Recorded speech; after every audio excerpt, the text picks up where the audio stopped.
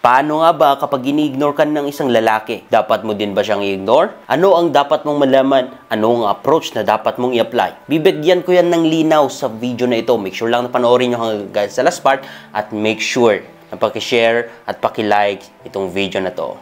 Tara!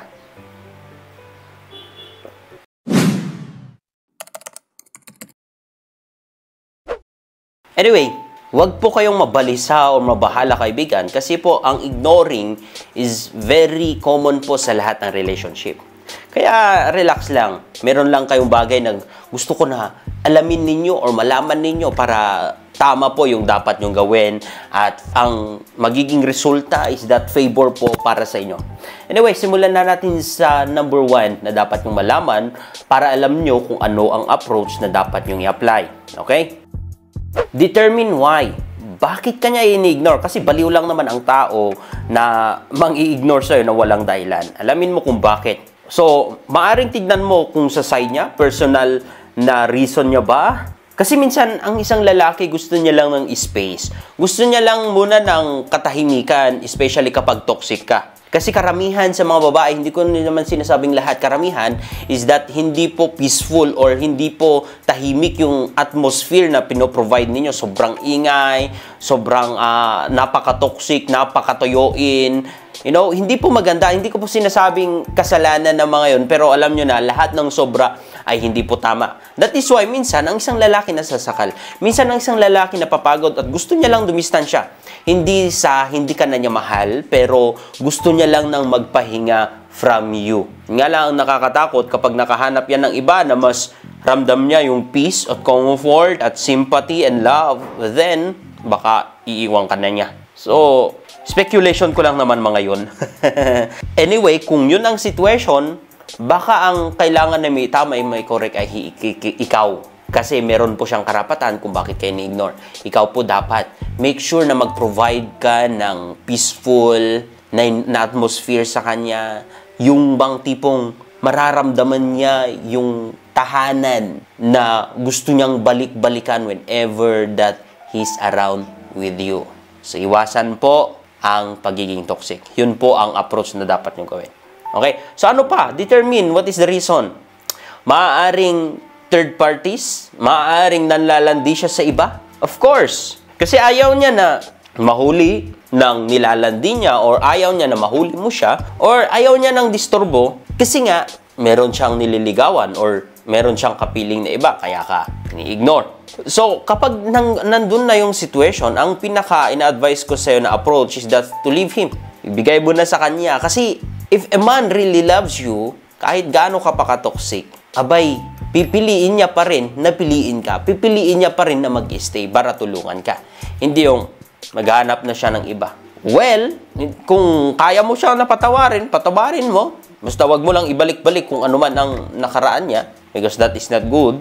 But if I were you, ibigay ko na because I know my value.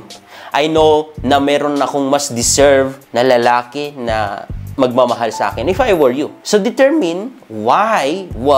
Bakit kayo ni-ignore? Ano pa ang dahilan? Mga generally na dahilan kung bakit kayo ni-ignore. Maaring taking for granted ka. Maaring hindi ka naman talaga mahal. Hindi ka naman talaga sineryoso. Kumbaga, maaring kalibugan niya lang. Maaring nabuboard lang siya. Maaring hindi pa gusto niya na maging stepping stone ka para makamove on sa kanyang ex. Kaya nung nawala yung feeling na yun, nawala yung needs niya na makamove on or needs ng laman niya, pag nawawala yung mga feeling na yun, hindi ka na niya pinapansin. Ini-ignore ka na niya because taking for granted ka lang. Hindi ka niya mahal. Trust me, maraming ganitong situation ngayon. Minsan lang kasi bulag kayo sa katotohanan.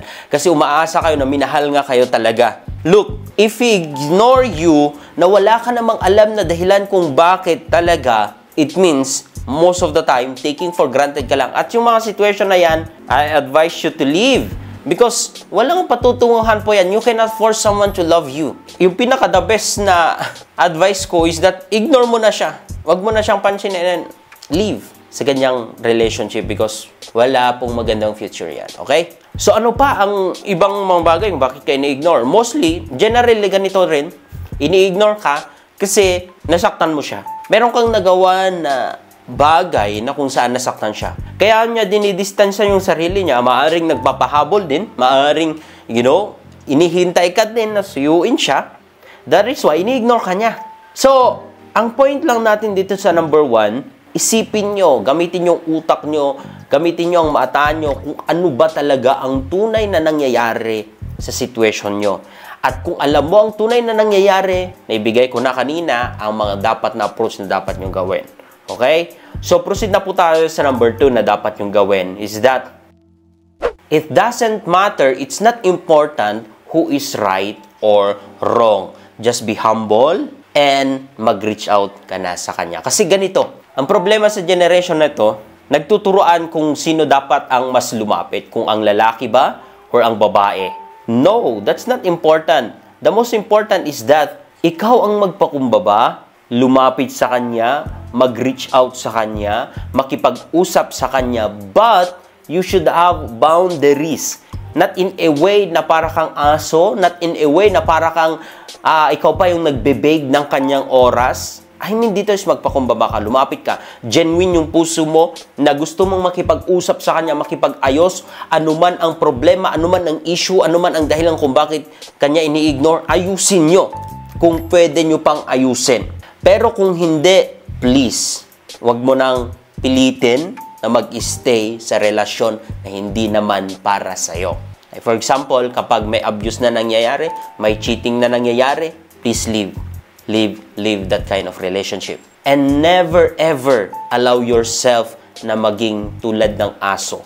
Na ayaw na nga lang sa'yo, pinipilit mo pa yung sarili mo. Iba po yung pagpapakumbaba at pagiging tanga.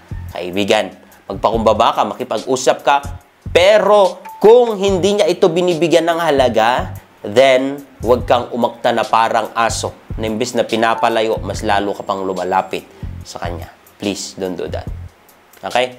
And number 3 na dapat niyong gawin is that whenever na nire-reject ka na niya, nire-reject yung pagpapakumbaba mo, then distant yourself. Love yourself.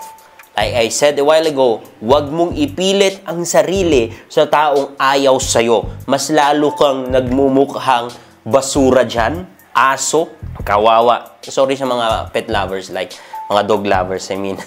Pasensya. But, ang point natin dito is that alamin mo din sometimes yung value mo, yung halaga mo. Kasi kung ang tao ayaw sa'yo, please, one more time, don't force him or her to love you. Distance yourself. Make them realize your value. Kasi most of the time naman, kapag wala ka na, tsaka nila nare-realize yung halaga mo. Hindi man sometimes on the spot, but sometimes all the time, kapag totally nawala ka na, kapag wala na silang naririnig about sa'yo or, you know, may time na kailangan nila yung mga bagay na inibibigay mo sa kanila, mamimiss ka nila, lalapitan ka nila. Diyan nila makikita yung value mo. Diyan niya makikita yung halaga mo. That is why distance yourself.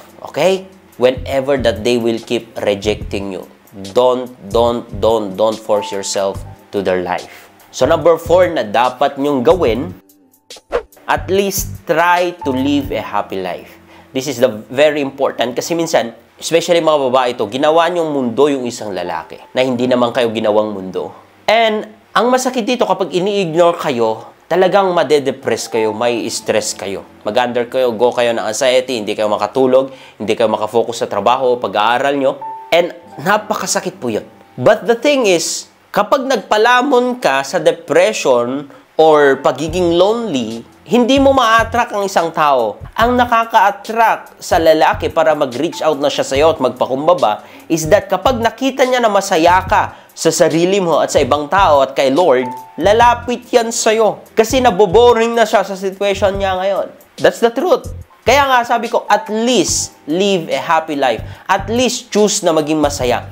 At least piliin na mag-vacation, lumabas kasama ang pamilya at ibang tao, i-build yung relationship sa ibang tao, sa mga kaibigan, na maaari at makita mo na maaring makakatulong sa'yo, na mabibigay ng comfort sa'yo, na mag-i-encourage sa'yo, na mabuhay ng mga better, mag-i-encourage sa'yo na mag-business, mag-i-encourage sa'yo to do more. Kaibigan, huwag mong sayangin yung oras mo sa kakaisip sa taong hindi ka naman iniisip. At least live a happy life and you'll see, maa-attract siya. Siya na mismo ang lalapit sa'yo. Okay? And last but not the least, number 5. Don't hold any unforgiveness in your heart. Release them. Alam nyo, ang sikreto para maging masaya, para makamove on ng mas mabilis, at para magkaroon ng mas magandang buhay, ay mag-release ka ng forgiveness. Huwag mong hayaan na lamunin ka ng sakit ng nakaraan, ng kanyang mga ginawa, kasi wala ka pong patutunguhan dyan. Mag-i-stay ka sa past mo, kasi ang pain is nasa past mo, nabubuhay ka according sa past mo. Kaya mo i-release yun para mag-focus ka na sa present at sa future mo. Kahit hindi pa yan humingi ng tawad, or kahit ini-ignore ka pa hanggang ngayon, patawarin mo na siya. Para ikaw yung makalaya, patawarin mo na siya. And in that way, kapag nag-reach out na siya, at talagang genuine yung kanyang pagbabago, madali lang sa'yo na ayusin ang lahat. Madali lang sa'yo na patawarin siya. Madali lang sa'yo na i-accept siya. Why? Kasi wala kang pinanghawakan na bitterness, na pain, at sama ng loob sa puso mo. Kasi na-release mo na.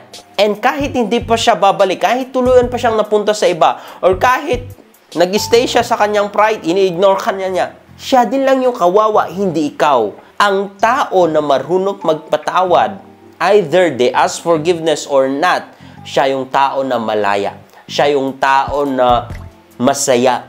Siya yung tao na malayo ang mararating sa buhay. That is why, release forgiveness. And I believe, as you release your forgiveness, God will heal your pain, your wound, that bitterness, yung nararamdaman mo ngayon, and God will help you with that matter.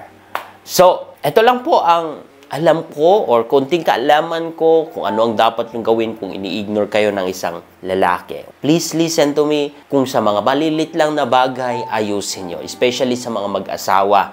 Magpakumbaba palagi. Huwag pairalin ang pride. Magpakumbaba, ayusin. But make sure to be wise. Kung hindi nila pinapahalagahan yung halaga mo at pagpapakumbaba mo, then distant yourself. Let them realize your value. So that's it. I thank you so much. Please share this video and like this video. God bless.